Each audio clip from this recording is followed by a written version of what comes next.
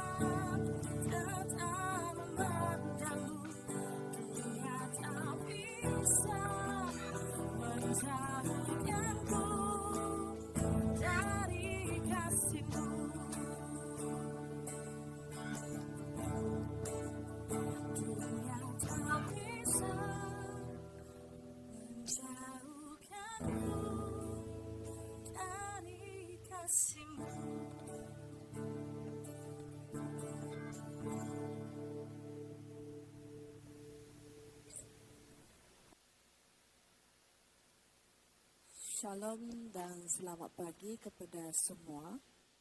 Mari kita teruskan untuk renungan kita pada hari ini dengan tema usaha yang penuh kasih. Mari kita sama berdoa. Bapa di surgawi, terima kasih memberikan kami pernafasan yang baru. Terima kasih Tuhan, Engkaulah sungguh baik di dalam hidup kami. Biarlah Tuhan, Engkau saat ini pimpinlah kami di dalam renungan. Biarlah Engkau terus berbicara dengan setiap pribadi kami, agar kami merasai kasih Tuhan ada bersama dengan kami. Biarlah Tuhan Yesus, Engkau pimpinlah setiap kami. Dalam nama Yesus Kristus kami berdoa. Amin. Saudara-saudari, ada seorang yang bernama Dr. Rebecca Lee Cranford. Dia merupakan wanita Afrika pertama yang dia memperolehi ijazah perubatan. Namun sepanjang hayatnya pada tahun 1831 sampai ke 1895, Dr. Cranford ini dia mengatakan bahawa dia telah diabaikan, dia dihina dan dia dipandang sebagai orang yang tidak penting. Meskipun begitu, dia tetap berdedikasi dalam tugasannya untuk menyembuhkan orang yang sakit dan dia menunaikan tanggungjawabnya. Maksudnya dia tidak pernah lalaikan pekerjaan dia. Walau dapat hinaan, walaupun dapat pandangan yang pandang rendah, yang rasa tidak penting, tetapi dia tetap berdedikasi untuk di dalam pelayanan perubatan dia. Dr. Cranford berkata bahawa walaupun sebilangan orang mungkin memilih untuk menilainya berdasarkan bangsa dan jantinanya, dia akan selalu memiliki kesediaan yang diperbarui dan keberanian untuk pergi pada bila-bila masa dan di mana saja apabila dia dipanggil untuk bertugas. Bermaksudnya dia siap sedia, di mana saja dipanggil dia akan pergi melayani. Dia percaya bahawa merawat golongan wanita dan juga kanak-kanak serta menyediakan rawatan bagi golongan hamba yang dibebaskan merupakan caranya untuk melayani Tuhan. Dia gunakan kebakatan dia yang telah Tuhan berikannya dan untuk melayani di kalangan orang masing-masing.